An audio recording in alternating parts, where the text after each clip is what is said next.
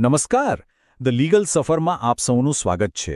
મિત્રો, ગુજરાતના ગામડાઓમાં એક એવી સમસ્યા છે જે દેખાવમાં સામાન્ય લાગે પણ જેના કારણે ખેડૂતના જીવ તાળવે ચોંટી જાય છે. એ સમસ્યા છે ખેતરે જવાનો રસ્તો. વિચારો, આપણું પોતાનું ખેતર હોય પણ ત્યાં સુધી પહોંચવાનો રસ્તો કોઈ બીજાના ખેતરમાંથી જતો હોય. વર્ષોથી બધું બરાબર ચાલતું હોય, ટ્રેક્ટર આવજા કરતું હોય, પાકની હેરાફેરી થતી હોય અને પછી એકાએક બધું બદલાઈ જાય. બસ પડોશી સાથે કોઈ નાની વાતમાં મનભેદ થાય અને એ આ એક વાક્ય બોલી દે છે.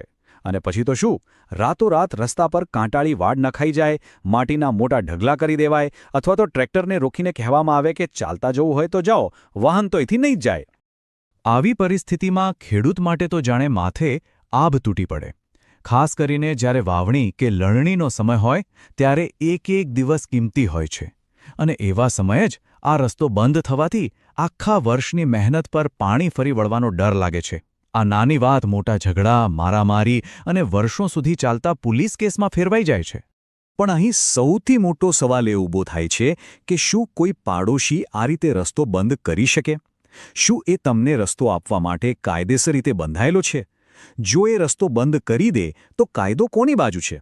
શું રસ્તો મેળવવા માટે વિનંતી જ કરવી પડે કે પછી એ તમારો હક છે? ચાલો આજે આ દરેક સવાલનો જવાબ કાયદાની દૃષ્ટિએ સમજીએ.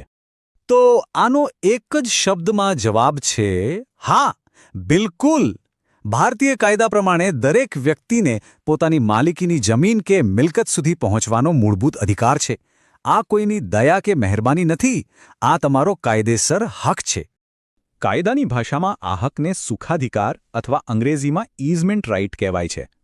સરળ શબ્દોમાં સમજીએ તો જો તમારી જમીન સુધી પહોંચવા માટે કોઈ બીજો વૈકલ્પિક રસ્તો જ ના હોય અથવા તો તમે કોઈ એક રસ્તો છેલ્લા 20 વર્ષ કરતાં પણ વધુ સમયથી સતત વાપરતા હો તો એ રસ્તા પર તમારો કાયદેસરનો હક સ્થાપિત થઈ જાય છે.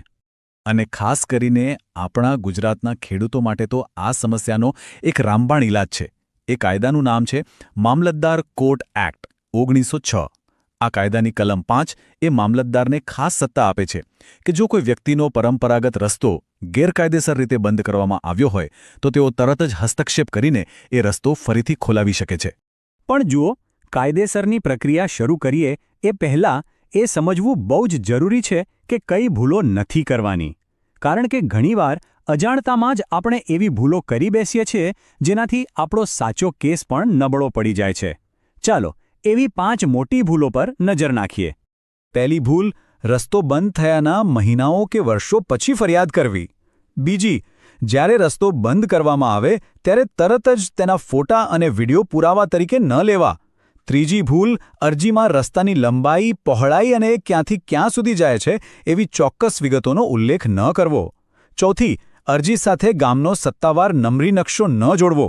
અને પાંચમી, સૌથી મોટી ભૂલ, મામલતદાર પાસે જવાને બદલે સીધા પોલીસ સ્ટેશન જઈને ઝઘડાની ફરિયાદ નોંધાવવી. યાદ રાખજો, રસ્તો ખુલાવવાની સત્તા મામલતદાર પાસે છે, પોલીસ પાસે નહીં.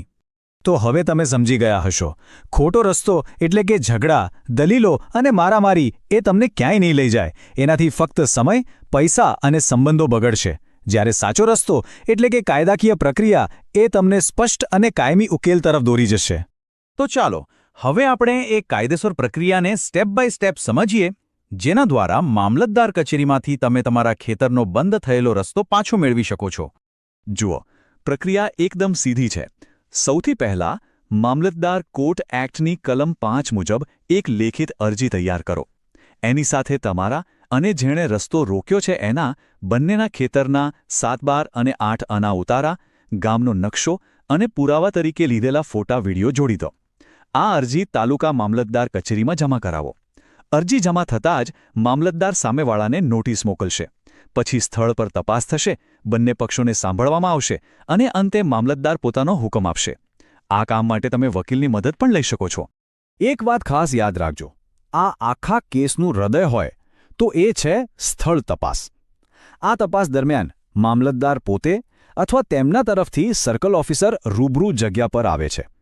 તેઓ પોતાની આંખે જુએ છે કે રસ્તો ખરેખર અસ્તિત્વમાં છે કે નહીં, નકશા સાથે એને સરખાવે છે અને આજુબાજુના બીજા ખેડૂતોના નિવેદન પણ લે છે કે આ રસ્તો કેટલા વર્ષોથી વપરાશમાં હતો. આ તપાસનો રિપોર્ટ જ તમારા કેસની જીતનો મુખ્ય આધાર બને છે. ચાલો હવે આપણે પ્રક્રિયાના અંતિમ તબક્કામાં છીએ. માની લો કે મામલતદારનો હુકમ તમારી તરફેણમાં આવી ગયો, તો એ પછી શું? અને આ બાબતે એક અંતિમ પણ ખૂબ જ મહત્વની સલાહ. ઘણા લોકોના મનમાં સવાલ હોય છે કે ધારો કે મામલતદાર સાહેબે રસ્તો ખોલી આપવાનો ઓર્ડર તો કરી દીધો, પણ આપણો પાડોશી એ હુકમ માનવા જ તૈયાર નથી. એ રસ્તો ખોલતો જ નથી, તો એવા સંજોગોમાં શું કરવાનું?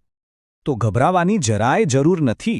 કાયદા પાસે ફક્ત હુકમ કરવાની જ નહીં, પણ એનો અમલ કરાવવાની પણ તાકાત છે. જો સામેવાળો પક્ષ હુકમનું પાલન ન કરે, તો મામલતદાર પોતે પોલીસ બંદોબસ્ત સાથે સ્થળ પર આવીને ગેરકાયદેસર અડચણો દૂર કરાવીને રસ્તો ખુલ્લો કરાવી શકે છે. તો મિત્રો, આજના વિડીયોનો સાર એક જ છે. રસ્તા જેવી બાબતમાં ક્યારેય ઝઘડો કરીને કાયદો પોતાના હાથમાં ન લો. હંમેશા કાયદાનો રસ્તો અપનાવો. પહેલાં શાંતિથી વાતચીતથી ઉકેલ લાવવાનો પ્રયત્ન કરો, અને જો એ શક્ય ન બને તો મામલતદાર કોર્ટનો દરવાજો ખખડાવો. કદાચ કાયદાના રસ્તે થોડો સમય લાગે, પણ ન્યાય ચોક્કસ અને કાયમી મળશે. જો આ માહિતી તમને ઉપયોગી લાગી હોય તો વિડીયોને લાઇક કરજો અને બીજા ખેડૂત મિત્રો સાથે શેર કરજો, જેથી તેમને પણ મદદ મળે. તમારા મનમાં કોઈ પણ સવાલ હોય તો કોમેન્ટમાં જરૂર પૂછજો, હું ચોક્કસ જવાબ આપીશ. અને હા, ચેનલને સબસ્ક્રાઇબ કરવાનું ભૂલતા નહીં. આવા જ કોઈ બીજા વિષય સાથે મળીશું આવતા વિડીયોમાં. આભાર.